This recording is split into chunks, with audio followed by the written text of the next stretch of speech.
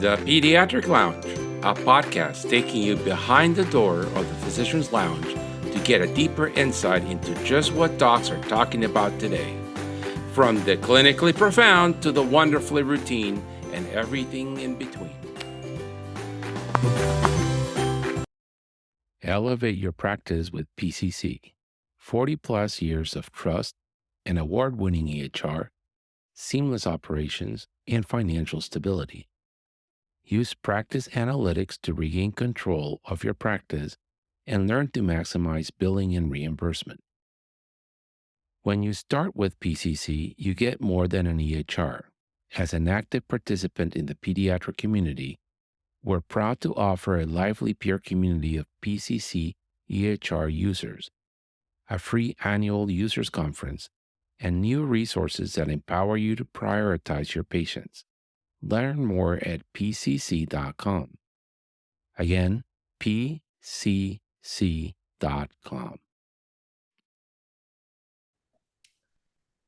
Hey, George, good morning. It's Tuesday morning. I'm in Baltimore at Sinai Hospital with a good friend of ours, Dr. Scott Krugman.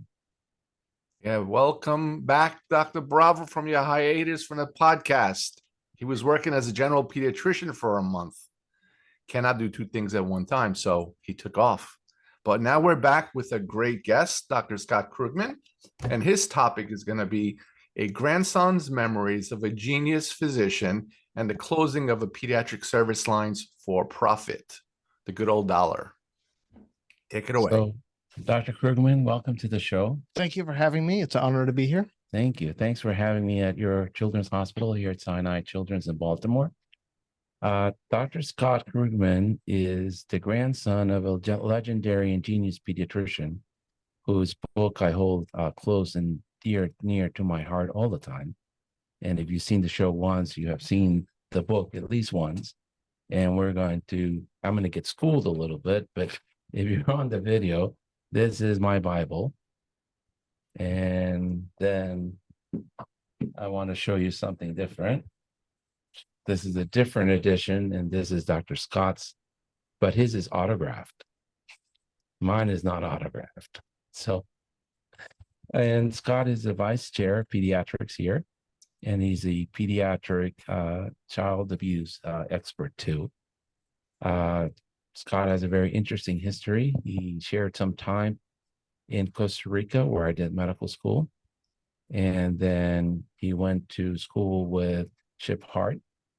I went to college with Chip Hart, the great Chip before he was the great Chip in pediatrics. And I am sure you have some good stories you'll tell us later in the podcast about what it was like to be with Chip Hart when he was a young man. I can only give a few, but he made a good choice and married one of my good friends. So he had some decision-making capacity back then. So he was intelligent back then. He came off across that way. Wow. Then you went to medical school at the University of Maryland. Dartmouth Medical School. Dartmouth. Okay. Yes. And then you ended up at Hopkins. I came to Hopkins for residency. I planned to be in Baltimore for 3 years, and that was 30 years ago. It was a wife that kept you here? Or? No, it was just Baltimore. I got a great job afterwards and keep having great connections and opportunities, so never left. And I know Hopkins is one of the premier residency programs in the country, but when your grandfather is an eminence in pediatrics, why do you choose Hopkins over CHOPS, over Cincinnati? Yeah, so it was interesting. I think there's a couple important things about being what I am now, a third generation pediatrician.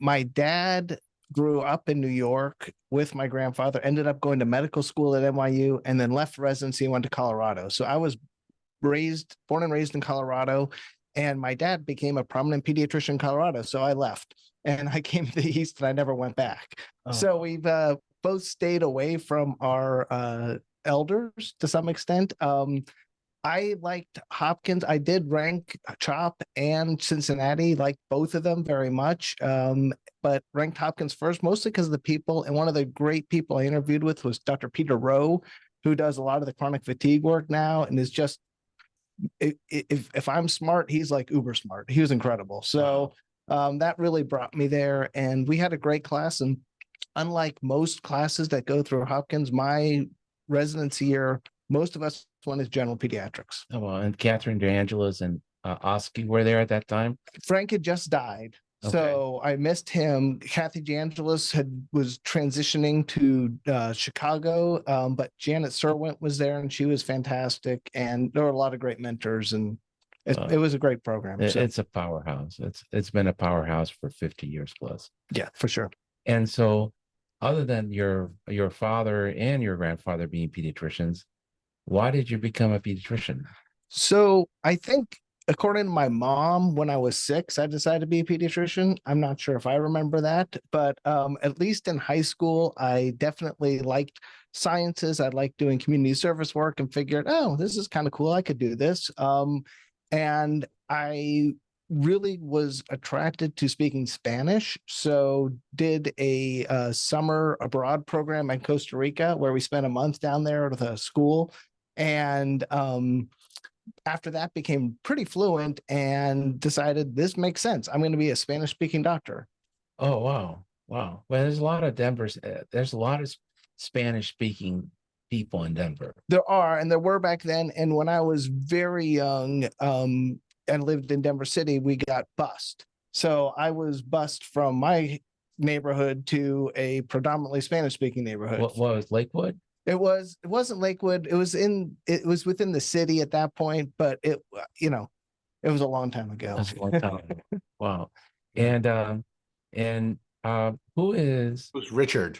Richard or Dick Scott Krugman? So Dick Krugman, my dad, he is turning, today's his birthday. He's 81. Happy birthday. He is still kicking around, which is amazing. He became head of the Kemp Center for Child Abuse when I was in high school. So most people have, you're at dinner having your stories. His were talking about, oh, this child was abused and this child was this. I'm like, are you kidding me? This is what we're growing up with.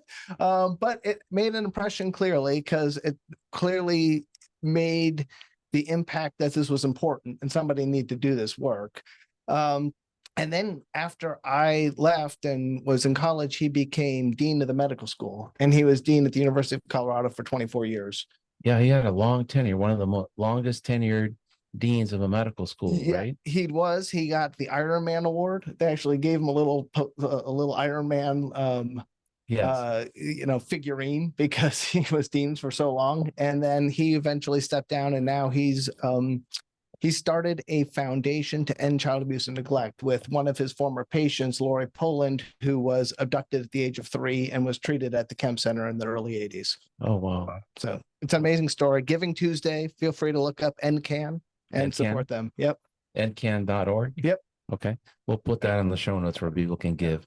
Yeah. And then your grandfather, right? Yes. So I know about your father from Dan Fighton. And Dan Fighton is or was a pediatrician. He lives just south at the south side of the city near the University of Denver. Okay. And he's now the CMO at Office Practicum. And when I told him I was going to interview you, he said, I know the guy. I said, no, I think it's his son. He says he was dean at the school, and then he, for a short stint, was acting chairman at the Children's Hospital. Yep. And he's phenomenal. I'm like, no, I think I'm interviewing his son. Well, that reminds me of the story where I met Ozzy Taub, who was a great adolescent doctor here at Sinai for 30 years. Okay. It was my first Pediatric Academic Societies meeting in 1999. I think it was in Baltimore. We got on the elevator, and he's looks at my name tag, Krugman. I knew your father at NYU. I'm like, grandfather. He's like, oh, I feel very old. So it's the same type of thing. And then who was your grandfather? So Saul was my grandfather. We grew up in Denver, obviously far away from New York, but would come out pretty regularly. And every summer, my parents would leave us with my grandparents, and they'd take us up to Jewish summer camp. So I went to Jewish summer camp in the Poconos for many years. And sometimes my grandfather was already there because he was the camp doctor. Sometimes he'd drive us up in his very bad driving. Other times, random pediatricians from Long Island would take me up, and they'll give me stories. Oh, your grandfather this, your grandfather that. And it turns out this summer camp was a breeding ground for doctors. So all the workers would get to know my grandfather and he'd get him into NYU. So Bill Borkowski, who's a fantastic peds ID doc, ended up at NYU, came from the camp. He was a camp worker. So Oh, wow. there's some crazy stories about Camp Equinox. And your dad had a phenomenal career, right? He was the son of Russian immigrants. My grandfather, yes. So he grew up in Paterson, New Jersey, and his cousin was Albert Sabin, who is famous for polio vaccine. And they both worked very hard to try to make it. And he really struggled to get a pediatric residency. So he did a general residency, then got sent to the World War II and was a flight surgeon over the Pacific for a couple of years. There's a log of the thousands and thousands of miles. He went from island to island, bringing patients back to the dispensary where they'd set up each one. And after that, he really wasn't even offered a position at NYU. He just sort of got to know Dr. Bob Ward, and eventually they're like, okay, we'll hire you, and worked his way up to being chair of the department. And I think he feels like those years when he was chair were the worst years of his life. And he couldn't understand why my dad wanted to be a dean, because he's like, administration's awful. And so he was really a clinician. He loved research and clinician.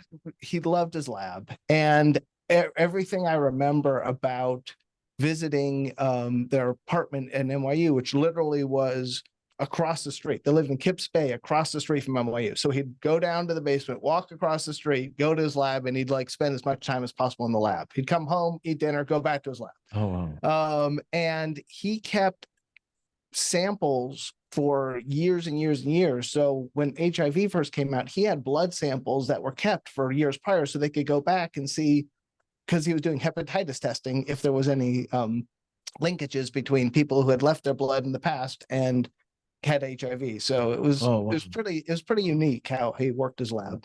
And he was instrumental.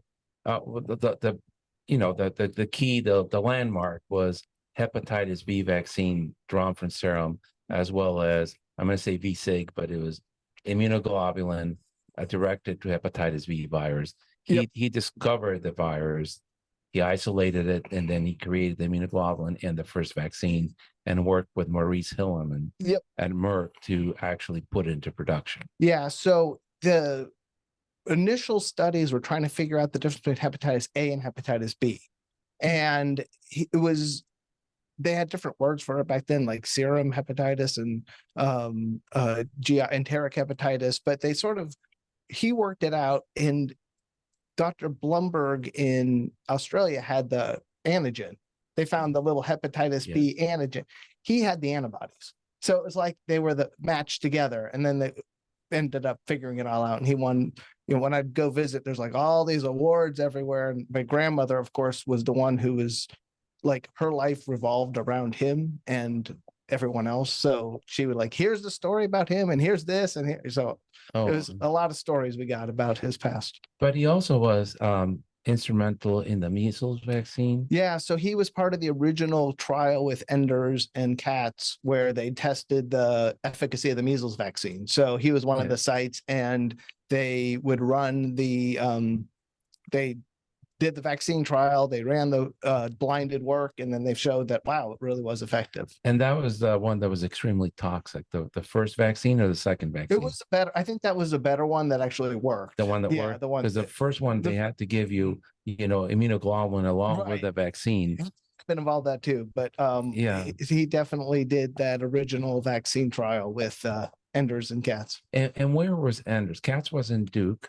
Well, this was when they were both at Boston Children's, and then when Sam Katz finished, he ended up at Duke for many, many years. And where was Enders? Was Enders at Boston? He was in Boston. Okay. Yep. All right. Phenomenal work, right? George has had measles. Yep. He loves the experience. Oh, sure. I had measles as an intern working in Jersey City in 1990. Wow. Can't think that far back. 1993. Look it up. There was an epidemic in Jersey City. Yeah, that was the year before it came to the 2 doses, right? That was one of the reasons it became that way. No, the 2 doses came much earlier. I think I was of the generation that was forgotten. Could have had 2, got into kindergarten. So that's why the vaccines are important to go to school to prevent these things. So, you know, you should write a story about this where like I'm sick, I'm working in an emergency room, checking kids that have measles, admitting them and probably spreading it. Yikes. And I ended up in the hospital for 2 weeks. So Wow. it wasn't a easy childhood illness No. when you're 29. So, and you know, it's just amazing that, you know, the things they did. I mean, I even 7, I don't know where they came up with these ideas. Yeah, I mean, but and sometimes they did it in their kitchens. It's really interesting. I think from my grandfather's standpoint, he always was being asked to help figure out how to get this better, how to make this go away, and he loved that challenge of trying to figure out what's causing the illness and how to make it go away. And that was his passion for many years.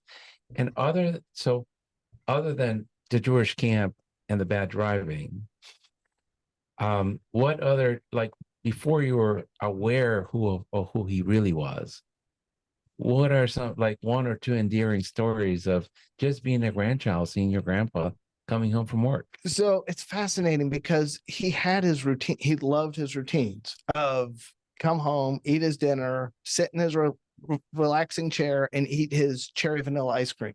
It was always cherry vanilla. It was, I don't know why, but that's the only ice cream he ever ate. He's worse than me. It was completely, and there was never any variation. It was remarkable. Oh, wow. Did he ever drag you into the lab as a young child? Yeah, I went over a few times. I got to see it, and then I was fortunate in college to have a summer where I worked with Dr. Borkowski and Krasinski in that ID division, and did a little bit of research with measles and herpes, and got to hang out with them in the HIV clinic, which was an amazing experience because it was 1990, 91, and there was still not a lot we were doing for HIV back then, and the numbers in New York were huge. So it was very impressionable at that point but at that point I had realization of, oh, this is a big deal, right? Yes. And you know, you walk down NYU and there's the portraits of the chairs and, oh, there's grandpa. What an experience. Yeah. So that was really cool. What an experience. And then what is your fondest memory of Costa Rica? And just to set the scene. So Universidad de Costa Rica is in San Pedro. And to get to San Pedro is the main drag, and there's a big bridge. And right on that big bridge is ICE. ICE is not immigration, but Instituto Costarricense de Electricidad on the right. My dad's house was a half a block from that, overlooking the city. And so you made a left turn and went the other direction up to the university. Yeah, so it was my junior year abroad. I was at Middlebury College, and the first semester I was in Spain at the Middlebury program in Madrid. So that was very fun. The second semester I was on the University of Kansas program at University of Costa Rica. So we lived with a family right in San Pedro there. Okay. I had a couple older brothers and a younger brother, and the mom who's doting over us and everything. And there was probably about 20 of us American students in the program. Oh, wow. And I think the cool things were, one, we just went right into classes at University of Costa Rica. So I took art history, I took politics. It was just me and a bunch of Costa Rican students, which is really, really cool. We got credit for that, which is fantastic. But really what the most amazing thing was, we'd have the weekends free and we just travel everywhere. And this was pre-internet, Airbnb. We stayed in hostels. We took buses. We're with the chicken buses going to Montezuma, going up to Tortuga, trying to figure out how to get to the little hotel we were staying at.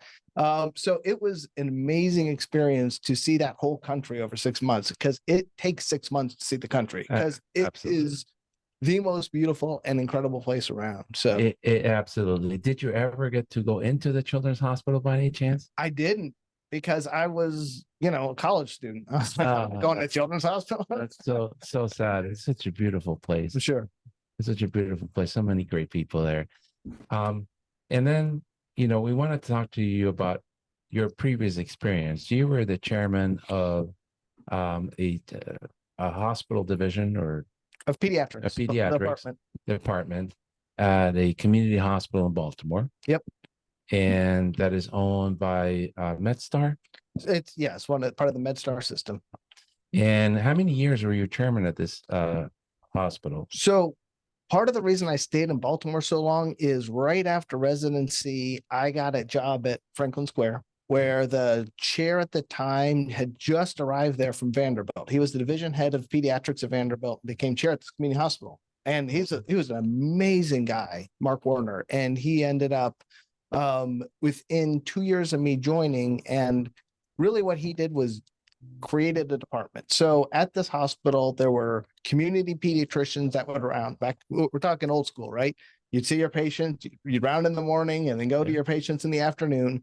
And it was a 18-bed pediatric unit sitting up on the third floor. And back in the 80s, that was pretty typical. The average length of stay was 3.5, 4 days. Kids would be there a long time.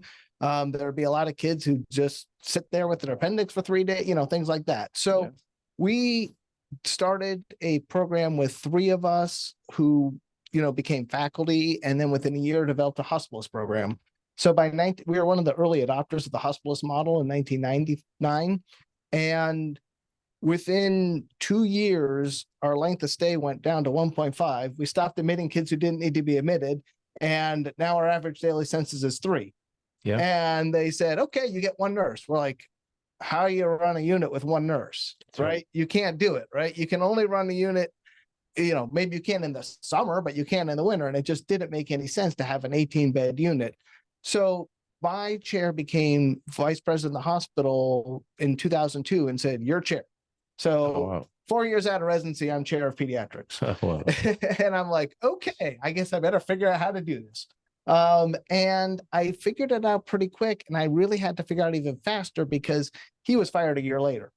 And then it was just me all by myself. My great division head of neonatology, Alan Bedrick, who's at Arizona now, was, 15, 20 years my senior, and he's reporting to me now. And I'm like, okay, figure this out. I'll be very supportive, and we'll figure out how to make this work. And so you had 17,000 visits in the ER, about 800 admissions a year. So we had gone down at that point about 600 and said, we got to do something different. So what I did was give up our 18-bed unit and move pediatrics next to the emergency room.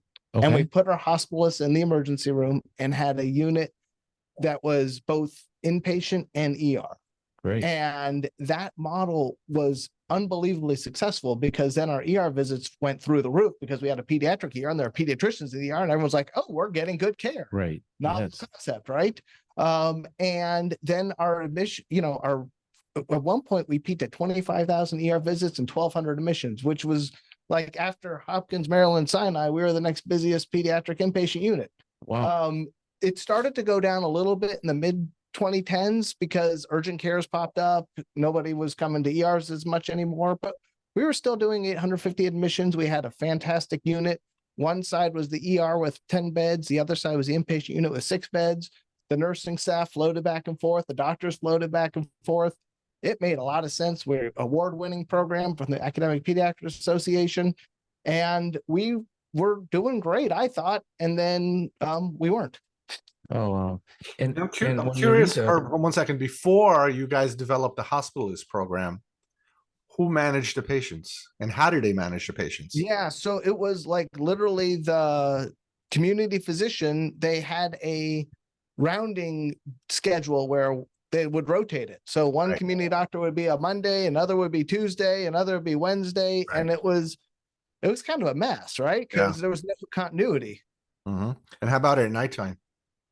They had the in-house doctor, which was a moonlighting fellow, a family physician, a random it was a random coverage system. A second-year resident. And a second-year resident. So often the most senior person with a sick kid was a second-year family medicine resident. Yeah. So I mean that's how it used to be when I was in Chicago. You could get your unrestricted license after your second year, and then moonlight, and then you went to the community hospitals and you got paid, money for actually taking calls, as opposed to taking call when you're, working in your own residency program. Right, but the community physicians were not paid for this job. It was they were not. Correct. Volunteers. Yet the hospital had to provide this service. Otherwise, it couldn't be a hospital. Well, that's hard to know, right? Because not every hospital does inpatient pediatrics, especially in Maryland. not It was anymore. sort of hit Not and miss. anymore. Well, no, even back then, there were many hospitals that didn't do inpatient peds. Yeah. And it's just been. For example, Montgomery General has never done inpatient peds in No. Aldi. Never. No. They've And never touched it. And Good Samaritan never did pediatrics. The old Church Home Hospital never did. So there were different hospitals that would and wouldn't. But over the years, especially in this community, it's just been one fewer every couple of years. They've been going down and down. And then when you read the papers about the closure at Franklin Square, there was little or no notice to anybody. No, there was 3 days. 3 days, the whole thing is shut. I walked in on a Tuesday and for my regular Tuesday meeting with the VPMA of the hospital, and she said, "We're closing pediatrics on Friday." I said, "You're doing what?" And they literally closed the doors in 3 days without planning and taking contingency plans for a lot of different things, like the child sexual abuse cases. We were the center for the county, like the admissions for psychiatry, the surgeons, who's going to co-follow the patients. How about the nurses? Well, 30 nurses and 10 doctors later, it was closed. And let's just set the bar. I'm not going to be partisan. I don't care about MedStar or Hopkins or Inova, but MedStar is not losing money. I think the revenue is $68 billion a year with 10 hospitals. So they have 10 hospitals, and this is part of was an ongoing effort to consolidate services so they wouldn't have duplicate services in different hospitals. And they just decided that they didn't want to do pediatrics in Baltimore. So they got out of pediatrics in Baltimore. Well, that's very sad when I hear these stories. I mean, you guys put in a lot of work to develop it, and it was successful. I guess your success is what killed you. I think it's hard to know. I think that, even somewhere like Tufts now is closing pediatrics. So this is a trend that's, Dan Rauch, who was at Tufts, ironically, he and I have been talking about this and lecturing at pediatric hospital medicine conferences and PAS for about a decade now. Like, the writing's on the wall for community hospitals, and something's got to change with how we deliver care and how we pay for care in this country. Because right now, there's no incentives for most general hospitals to do anything pediatrics. No, and we, you shared an article today from JAMA, and then there was another one on the one of the hospital journals where 70 plus hospitals are closing down lines of services, and most of them are maternal infant lines of services. Yep. And it's all about funding. When 45% of mothers that are pregnant are on Medicaid and 52% of the kids are on Medicaid. Yep. The hospitals can't afford to give the newborn before this. They can't afford to do the deliveries. They can't afford to take care of the kids in the ER, and they don't want them. No, again, the finances are geared towards adult medicine and adult surgery and adult procedures. And that's what brings money into hospitals. So if they can get enough of that, if they get plenty of that and they have excess, they're like, okay, we'll do peds and OB. But when things get tight, and obviously things have gotten tight, right? Our healthcare economy is not thriving. It's really kind of struggling. So when hospitals get tight, they say, what are we going to lose? Well, this makes sense. They're not making any money. Why would we keep doing it? Yeah. Yep. And the quality goes down incredibly. I had a very similar experience as you did at a community hospital in Manassas, Virginia. Mm-hmm. And we did exactly what you did. We dabble into the abuse just because we had to, but none of us were trained to do it. And but we did have a sedation service. And now it's owned by University of Virginia Health System, and they've closed down everything, including sending letters to pediatricians. Please do not send the kids here for ultrasounds. We don't feel comfortable seeing that. And so now you got to drive in Northern Virginia. Farther. You have to drive from Prince William Hospital up to Fairfax Hospital, which is a 30-mile drive without traffic. It could be 40 minutes. With traffic, it could be an hour and a half. Yep. And it puts you in a really terrible spot because You're covering an office there, and you have a kid. This happened last week. I had a kid with a big cephalohematoma, one like 45-day-old, 47-day-old. Did not have a cephalohematoma in the two previous visits in the office. Ooh. The parents and the occiput, the parents denied dropping him. They didn't know how it happened. The mother said the kid's irritable. And as a pediatrician, it puts you in a terrible bind because Prince William Hospital is literally half a block walk from the office. But I can't send him there because they'll just discharge him. Yeah. So I have to tell the parents, get in a car, drive for 30 miles, and pray that they actually show up. Yep. And, wait till the morning to get the report from the hospital to see what happened. Yeah. No. And it's not good care for the baby. It's not servicing your community because you're not for profit, but you're supposed to be there to help the community. And the community is everybody. That means the children, the moms, the elderly, everyone, not just the hip replacements. Right. And as a pediatrician, apart from the personal ego hit, right? Like, this is a program I built, and now I can't even trust them to take care of a kid and scan them. Is the anxiety of, well, how much risk am I taking telling these parents to drive him for 30 miles as opposed to activating EMS? But EMS can't take them to children's. Right. They have to take them right across the street and then transfer them. If the PA or the NP working gets it, that this could be child abuse, shaken baby syndrome. And if you don't intervene, this kid could be dead quickly. Yeah. And it's really, the data is very clear. There's been some really nice work out of Massachusetts where, Massachusetts has some great hospitals, right? It's not like they're lacking for good places, but what's happening is all the community sites are closing and more kids are getting transported, and the amount of time it's taking to do it is significant. And the ironic part about all of it is most of those kids either go home from the ER or go home the next day. Yes. So they could have stayed in the community if the community had the services. Yes. And the other sad part is, I prefer Fairfax Children's to Children's National just because of the neighborhood. Okay. It's just, if you're a parent, the last thing you want to be stressed about is what the neighborhood looks like when you have a sick kid going into the ER. But it's not fair to dump all these cases. And I don't trust that the community hospital take care of anything. So I have to tell the parents, if you're, you have asthma, here's the prednisone, let's do the NABs. If you feel like your kid's struggling tonight, please don't waste time going to the community hospital. Drive, because they're just going to send you home. They're not going to do anything, and you're not going to be able to reach me. So please, just drive to Fairfax. Things that people could help, they don't help. And so the word is dumped on with every single patient. And, they have to eat the losses, because it is what it is. 50% of the kids are on Medicaid. And it's just not fair to do that to Fairfax or any other children's hospital. And then on top of that, they're swamped with the mental health disorders, and they have no beds to transition these kids to. It's untenable. And when we talked to Dr. Paul Offit, he fears another outbreak of measles. Yep. What I fear, what if we had another H1N1 epidemic like we did in 2009 that affected mostly children? But this time around, they actually get, a SARS-like picture. We don't have the ER capacity. Nope. We don't have the bed capacity.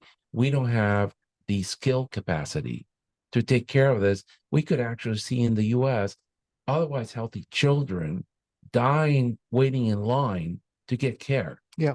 No, and last fall, we were kind of there with the sort of triple-demic going on. Yes. We were transferring kids out of Maryland to Delaware, Pennsylvania, and West Virginia because there were no beds in DC or Baltimore. Yes. And that's crazy. Yeah, but they're waiting in line at a children's hospital. Well, yeah, where all the specialists are there and all the beds are there and all the services are there. The outcomes aren't great for waiting anywhere, to be honest with you. That's the problem, is we know that when there's overcrowding, there's bad staffing ratios. And when there's bad staffing ratios, bad things happen. And unfortunately, pediatrics is like the weather. Yep. Sometimes it's rainy, sometimes it's sunny, Sometimes it's a tsunami. You have to learn to deal with it. But the physicians want everything in a nice schedule, and MBAs want everything on a schedule and Well, so a I'm going to push back spreadsheet. to Doesn't that, work. George, right? So luckily, we don't have wars every year. We only have wars every 10 to 15 years. Yeah. Well, we don't dismantle the whole U.S. Army infrastructure once the wars are over and say, we don't need it because we're not at war today. And then tomorrow we have to go to war in Africa. And we don't have soldiers, we don't have tanks, we don't have planes, we have nothing because we just don't need them. It's like the weather. Sometimes it rains, sometimes it doesn't. If we're not at war, we don't need this big infrastructure. That's not true. We need to have a minimal investment in pediatric access. Yeah. So that, not we don't need, we don't need $1 million rooms that never get used, but your formula was very good. I think that what we need right now is a pediatric urgent care that's embedded into the hospital system with an observational ward that can take care of kids from 6 a.m. till midnight. And, at midnight, if they can't be discharged, they get transferred to an inpatient bed in the pediatric hospital. Yeah. Because things have changed. Thank God for your grandfather, right? We don't have to do hepatitis B anymore. They get vaccinated. Thank God for Paul Offit. We don't have as much rotavirus. Thank God for Solfran, because I'm of an age where I let people throw up because we were afraid if we use Phenergan, they get too sedated. Then I have to do a spinal tap because I don't know if he's got meningitis or if it's the Phenergan, right? Yep. Thank God for prednisone. I don't ever admit a Kruper. I just put him in prednisone. Thank God for prednisone, albuterol, because I can take care of most asthmatics at the clinic and in their house without ever putting them in the inpatient ward. These are all miracles and great advances that we did. That doesn't mean that we're not going to have cancer, trauma, or other pandemics that are going to require us to take care of our children. And we have not invested in the infrastructure to make sure that happens. That's not about weather. That's just being silly. No, and the biggest reason for that is there's no financial reason to do that or imperative to do that, right? So all the incentives in hospital medicine are low length of stay, high cost, high reimbursement procedures, and try to move people through quickly, right? Yes. And we can do that in pediatrics if we have the staff, but like the average never works. No. Average daily census is the death of pediatrics because we could have 12 patients on the unit in the morning, 24 in the afternoon, and 6 the next day, because that's how quickly kids turn over and get better at times. And how do you staff that? You have to invest in it and understand that it's going to cost money and somebody needs to pay for it. And the payers aren't paying for it. The government's not paying for it and the hospitals aren't paying for it. So it doesn't happen. It doesn't happen. So the children pay for it later, right? The children will pay for it later. Yep. Unfortunately. 100%. Yep. And so, it's a conversation we have often. And I think the tide is changing. I think even people who are the real academic, whether pediatrician or not, they think money is a dirty word. They don't want to touch money. They don't want to know how their salary is paid. It's just paid because it's paid. And we need to stop being distracted at the national level, at the leadership level, and start saying, if there is no money, there is no mission. Because you can be employed by Johns Hopkins. If Johns Hopkins is losing so much money out of their pediatric program, and they got all these general pediatricians that they've hired throughout Maryland, which I don't think is the case, but just as an example, losing money for them, they're going to go, you're all gone. Yep. We're Hopkins. The inpatient children's hospital is always going to get referrals. We don't need you. Which is different than what the health systems do with internal medicine. I am an internal medicine doctor. They're happy to lose $150,000 a year on my salary because all they need is one hip replacement that I send them and hopefully a heart attack on a young and short 50-year-old. get stented, and he's going to have cardiac services for another 20 years of his life through the cardiology department, through the cardiac lab. Yep. And that is millions and millions and millions and billions of dollars in revenue. And they're like, yeah, I'll make him a loss leader. All I need is one hip replacement, a knee replacement, and a stent. And I made up twice what I pay him. And that's what I think people don't talk about in pediatrics. As a specialty, we can't be loss leaders because there isn't any way to recoup it. No. We have to be driven by the fact that we have to answer the question that America doesn't want to answer. What is public health? Yep. And, vaccinations, as much as I'm a pro-vaccine guy, and I think the pediatricians of America are the heroes of the story, more so than your grandfather and Paul Offit, because they put those needles in those ties. Okay. But that's a public health service that we've never been paid for. 100%. No, And it's important, but we need to recognize that's not what a pediatric specialist does. That's a public health service that we did for the country out of our own pocket because it's the right thing to do. We need to ask for money for that.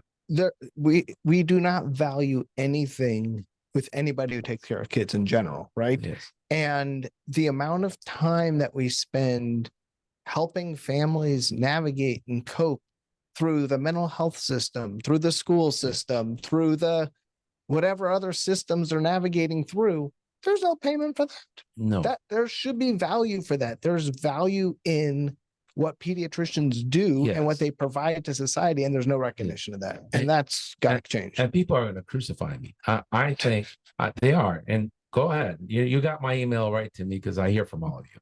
But I think that, for example, the HPV vaccine, I think is costing $250. It should cost $500 a dose because of the amount of money that it's saving into the future. And that money there should be a tariff. I know all of you that like me on the right are going to hate me now, but yes, it should have a tariff, and that tariff should be fed back into the people doing the vaccination and into the pediatric hospitals with a super specialist so that they can maintain their doors open. And they do that in other areas. So when they start talking about, we're not going to have a coal-driven economy, it doesn't matter whether you believe in it or not, just we're not going to have a coal-driven economy.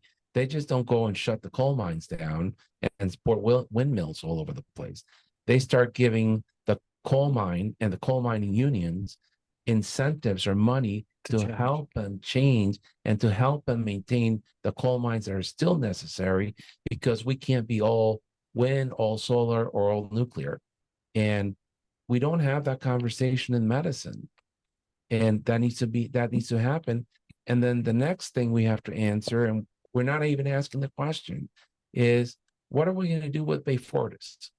Right. What are we going to do with this new medicine that can take care of hemophiliacs? It's $2.8 million. What are we going to do with this new medicine for the kids with sickle cell disease? Yeah. Okay. What are we going to do with this new medicine that you can give 14 days infusion and you can delay the onset of type 1 diabetes for, on the average, 36 months? It's $180,000 shot. Peanuts compared with other stuff we're spending on. Right. But how do we do this? How do we do it? First of all, who pays for it? Because the insurance company is not in their benefit. Medicaid's broken. They can't do it. It's not really the employer's problem, right? So the funding should be something like the FDIC. It's a quasi-government institution that takes this money from everybody and puts it for these great miracle drugs that are coming and says, yeah, that's great. This kid's never going to have a sickle cell crisis. It's going to cost $500,000 over the 20 years of his youth. It's going to save $2 million. Right. Great. But we're going to pay up front because we have the funds. And then we're going to take a little bit of that and we're going to reinvest it into the children's hospitals and the pediatricians in the neighborhood so they can continue doing the service they're doing, because we don't want them to stop vaccinating. We don't want them not to be available. But we're not having these conversations. No, I'm hoping that the Fortis conversation will spur that because it's a no-brainer that every baby in the hospital should get it before they leave between August and February, right? But they It's a can't. no-brainer, but Yeah. none of the hospitals are going to do it because it's pure cost Yeah. and they don't get paid for it. Right. So figure it out. Use that as the leverage to figure out a different way of paying for what's needed in a public health realm and Yes. valuing prevention, which we know saves money. I mean, if we cut down RSV admissions by 80%, don't you think that's going to save somebody some money? Well, actually, no. It's probably not going to. So this is my biggest problem with Bay Fortis. Bay Fortis, if every one of the 4 million newborns gets it, before they are discharged, would cost about $2 billion. And it would save about $1.6 billion in hospitals because only 80% effective. Right. So we're merely paying Sanofi for what we are now paying pediatric hospitals and children's hospitals. And we don't have enough money to play that game anymore. We need to save. Right. And so this was an opportunity to save money. So one, it was priced for more than it can deliver. And Right. then again, I sound like a broken record, but the second thing is we didn't ask anything back from Sanofi. They're gonna make $2 billion a year. They can surely spend. Here's a for example. Yeah. What is $3 million for Sanofi and Bay Fortis when they're going to get a $2 billion recurring revenue for the rest of their life? Nothing. Nothing. But they will come and give you a sandwich to tell you about it at lunch. Yeah. But here's no one asked. No one asked because we're so hard-headed that we don't want to talk to industry. Okay. No one asked. But why didn't the gurus, and I'm not going to say the 3-letter word that I don't like. Oh, don't do that. George knows exactly what the 3-letter word is. Don't do that. Why didn't anyone there say, oh, that sounds like a great idea. How about if you set up a fund, $3 million that gives each practicing pediatrician in the neighborhood $50,000 towards their student loans? What's $3 million to you? Nothing. You keep these doctors practicing. Yeah. They didn't ask. Maybe they would have gotten $1 million. Yeah. Maybe would have gotten 500,000, but that would have still been 10 general pediatricians. I think we've got to start thinking outside the box and Yes. coming up with better ways of paying for kids' care.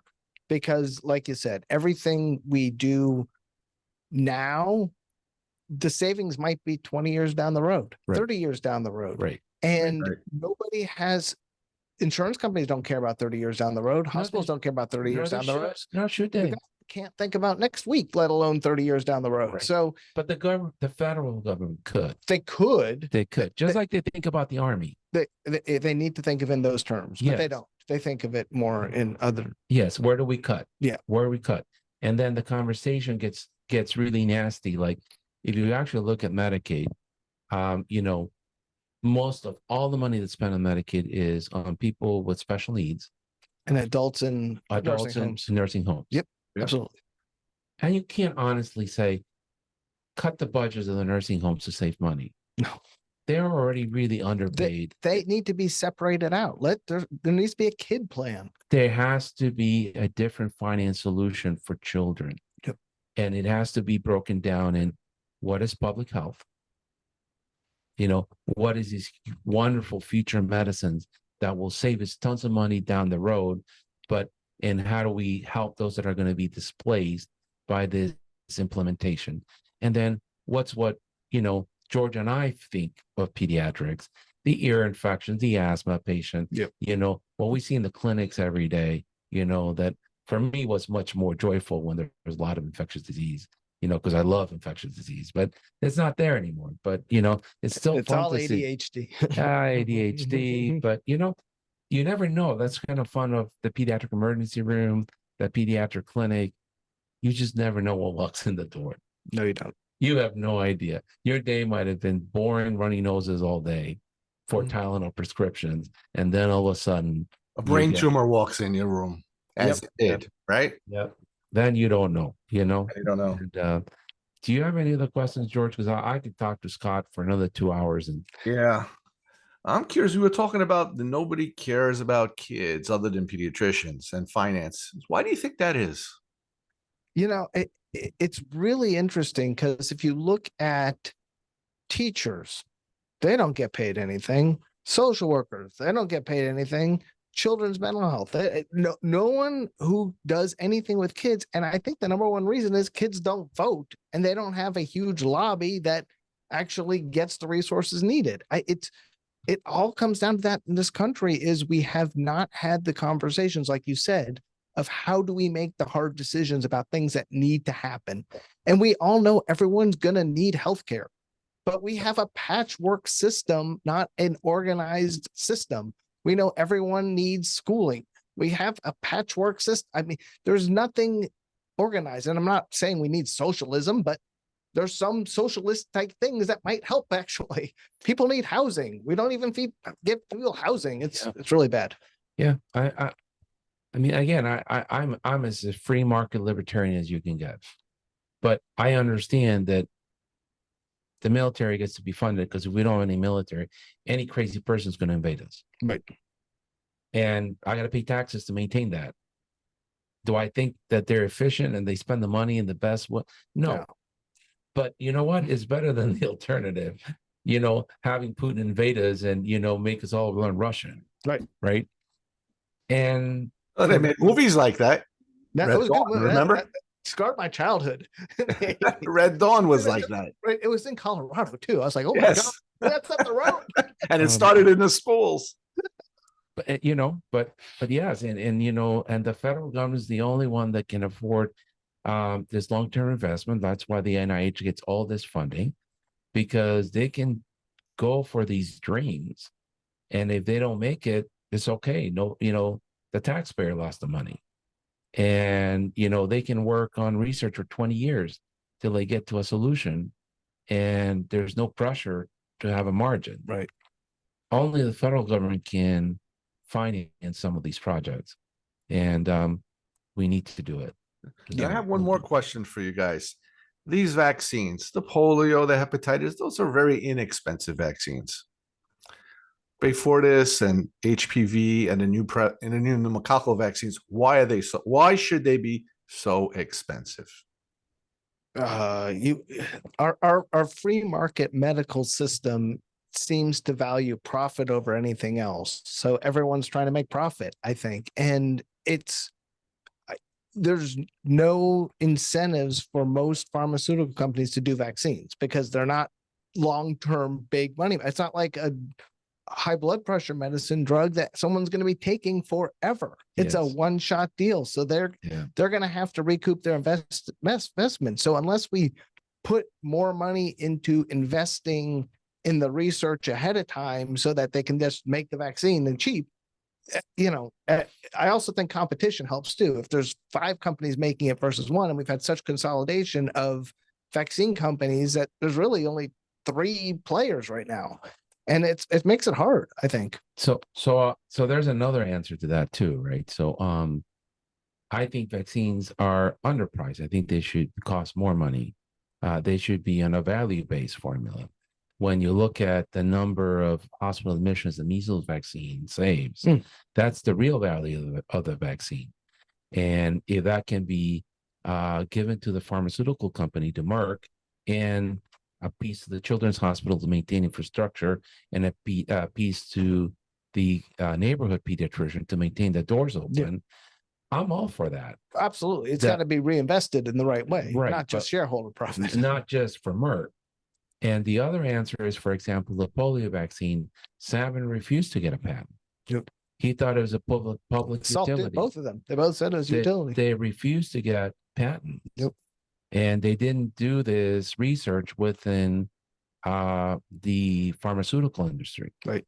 Unlike the hepatitis B vaccine, the HPV, pneumococcal vaccine, with Maurice Hillman and your grandfather, Merck funded a lot of this research, and therefore they own the patents. Mm-hmm.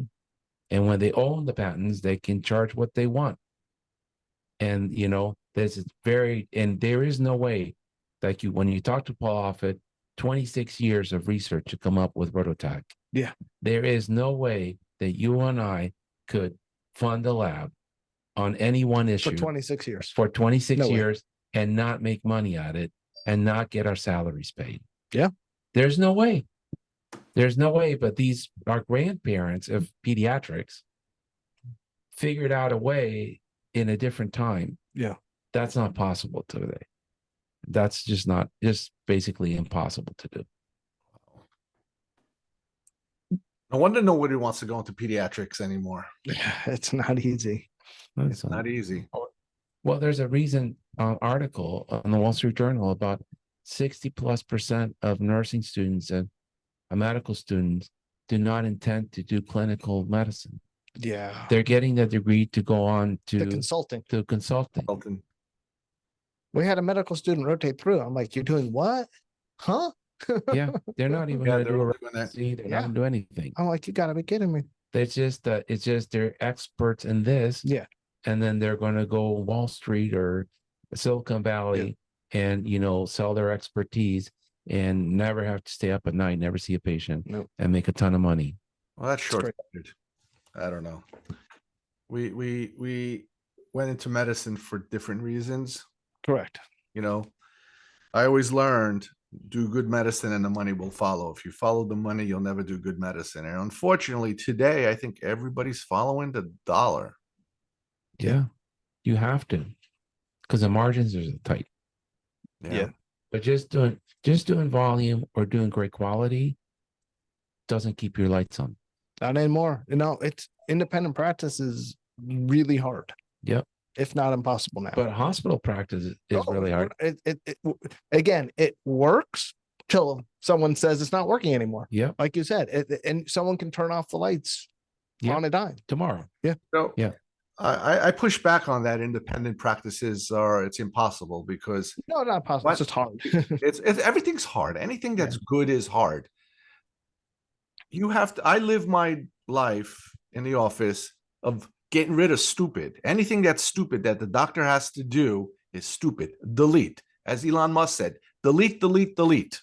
Anything that's why he was successful. There was so much bureaucracy. Medicine has more bureaucracy than the automotive industry and the space industry. So we have to get out of the stupidness in medicine. But what do? Because of medical legal reasons, because of federal reasons, because of regulations or whatever, we just keep adding. Well, push this extra button, just one more thing, just push one more thing. Yeah. And then the physician just cannot function. Yeah. And they call it burnout. Sure. Yeah. So that's the overregulation. Yeah. Is a problem. The archaic workflows that were, really pushed or shoved down our throats by the Obama Biden administration called the EHR. That hasn't helped us. Unless you have PCC, then you're in good shape. Yes, that's what Chip was PCC is very good. PCC is very good. Office Practicum is very good. There's a new kid on the block out there, also Develo. But there's still computers, and the computers are written by engineers, and engineers are just a bunch of geeks that have somebody that tells them what to do. And if that's somebody psychotic and just tells them push this, they're going to build it, and it's be more complicated. But you got to build. You got to get rid of stupid. And there's so much stupid fluff. And that's one of the things, like a simple one, right? Every other professional can have a conversation with you over Zoom, over the phone, over an email, whatever it is, and charge you for their time. Mm-hmm. Until we had this COVID SARS-2 pandemic, a doctor couldn't charge you for the time spending counseling you unless you came to the office. Yeah. So I can tell without, you can send me a picture of your eye. I can tell it's allergic conjunctivitis. And I can tell you to go get Zadador over the counter, the generic one, and you'll be better in half a day. And you can send me a check for $75. Right. But until recently, you couldn't do that. Yeah, but now you can. If I wanted to bill for that, I had to drag you into the office. It's crazy. And that, that kind of, that's what you're alluding to. It's stupid that brings no value and just inconveniences the client or the patient. Mhm. And it prevents the doctors from being financially successful. Well, they And used to there's a lot of prescribe that. over the phone and do free stuff and consults over the phone and lab results over the phone and on the phone and not seeing patients. And then I wonder why there's physician burnout and nobody makes money. So it's Yeah. good that they allowed the telemedicine, I think, because is there medical liability for that conjunctivitis? Oh yeah. There's a heck of a lot of it. It's very interesting. My very, very first medical case on telemedicine that other than the ADHD med renewals, I was doing that for a while. But when I turned on sick visits, what do you think it was? It came in as a conjunctivitis. You know what he had? Periorbital cellulitis, which I thought I had him come to the office, ended up sending him to the hospital. It was actually orbital cellulitis. Got admitted to the hospital. Yeah. But it came in as a conjunctivitis. What do the parents really, really know? They don't. They don't know better, or they ignore it, or they can't. Their kid can't be that sick. Yeah. Fortunately, we had the And opportunity to bring them into the office. We had late night hours, brought them to the emergency room. The local hospital that had the pediatrician in the emergency room that realized, oh, this kid needs a CAT scan. And they admitted and they put him into the hospital where the pediatricians rounded, took care of him, and the kid was fine at the end. That's the way medicine's supposed to be. Yeah. It's true. Yep. Well, enough of this stuff. Let's go save the world, Herb. All right. Well, I'm gonna grab lunch with Scott. All right. Well, nice meeting you. Nice to meet you. Yeah. All right, Scott. Thank you. Bye-bye. Pediatric Executive Development System, or PEDS, is a dynamic, transformative program designed to accelerate the growth and development of the leaders in the field of pediatric entrepreneurship. PEDS takes a hands-on approach to problem solving, addressing real-time situations within your organization. More than a theoretical course, it is a practical platform that accelerates learning. Look at our link on the show notes for more information.